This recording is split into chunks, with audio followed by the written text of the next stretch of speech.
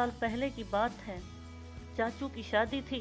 हम बहनों ने तय किया कि इस बार हम भी ब्यूटी पार्लर से तैयार होकर देखती हैं। इससे कबल ना शौक था ना ज़रूरत, लेकिन इस शादी पर पहली बार पार्लर से तैयार होने की ठानी।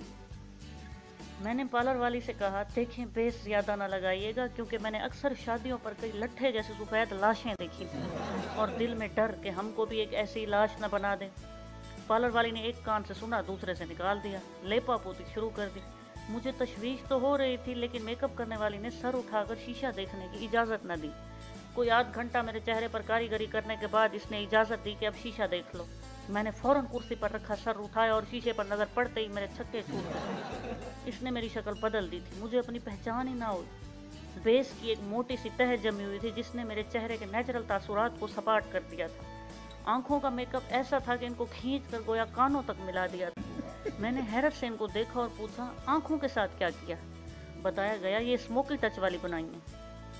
मुझे तो यूं लग रहा था जैसे दोनों आंखों पर कोई वजनी चीज़ गुजर गई है, लिहाजा ये फैल कर काली नीली हो गई हैं। लिपस्टिक होंठों से बाहर तक लगाई गई और वो भी डार्क रेड। यूं महसूस हो रहा ताज़ा ताज़ा किसी का खून पिया है। सादा मासूम शक्ल लेकर आई थी और बदले में कुरांट और मकार शक्ल बनवा कर अब सदमे से गूंग बैठी थी।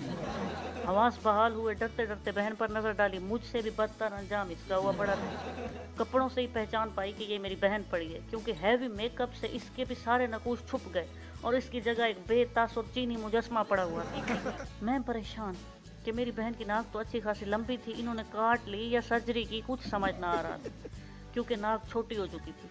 इसके घने बालों में कोई ऐसा स्प्रे किया गया था कि अब यूं फूले हुए थे गोया इसके बालों में बम फटा हो। वो अलबत्ता अपने हुलिये से खुश नजर आ रही थी। दिल तो मेरा चाह रहा था मुंह धोकर बाहर निकलूं, क्योंकि ये मेकअप मुझे जरा ना पसंद आया था। शीशे पर नजर पड़ती डूब के मरना आता। यूं लगता कोई स्टेज डांसर खड़ी है जैसे। बहन बार बार तसल्ली दे रही थी कि आप अच्छी लग रही हो, लेकिन मेरे लिए शादी में अम्मी अब्बू के सामने जाने का तस्वुर ही सुहाने रूह था। बहरहाल भाई आ गए बाहर लेने। मरता क्या ना करता, चादरें ओढ़ी बाहर आ गईं। जैसे आके गाड़ी में बैठे, भाई देखते ही उछल पड़े। ओए मेरी बहनें ही हो ना, किसी और की औरतें तो नहीं लेके जा रहा? बहन खुशी से चहकी। देखा आपी, हम इतना तैयार हुई हैं, इतनी अच्छी तैयारी की है कि भाई को पहचान ही नहीं हो रही। भाई ने वापसी जवाब दिया, प्यारी तो ऐसी लग रही हो कि अभी किसी वीरान जगह छोड़ दिया जाए, तुम्हें देखकर अगलों को अटैक हो जाए। बहन की घूरती आंखों की परवाह किए बगैर बोलता रहा, ये बालों को क्या करवा दिया? इस डिजाइन को बनाने के लिए क्या तकनीक इस्तेमाल हुई? तुम्हें करंट लगाया गया या बम फोड़ा बालों में?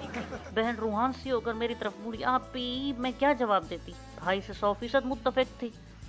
चादर में खुद को छुपाया हुआ था, इसलिए भाई पर मेरे जौहर ना खुले थे। अभी हंसते हुए पूछा, आप ही की जबान निकाल ली क्या पार्लर वाली ने? ये क्यों चुप चुप हैं? चलो आपको चुड़ैल नहीं कहूँगा, आप तो बोलो। मैं सदमे से निकलती तो कुछ बोलती।